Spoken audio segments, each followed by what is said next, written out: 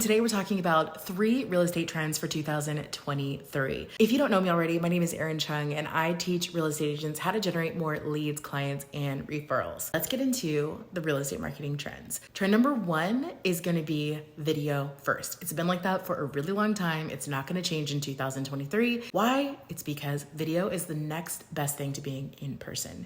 Trend number 2 is gonna be email marketing. Email marketing, again, it's been around for a really, really long time. And amidst the changes and the algorithms of social media, email has stayed tried and true. So email is still gonna be king, my friend.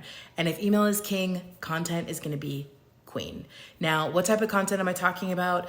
Social media content, of course, but a lot of people are forgetting about blog content. The reason why blog content is gonna be so powerful moving forward is because it is one of the easiest ways for a local business to get discovered for free. A blog will allow you to have lead generation forever for free as people find you in Google organically. That is gonna be really, really important considering the cost of ads right now is sky high. And they're gonna continue to rise.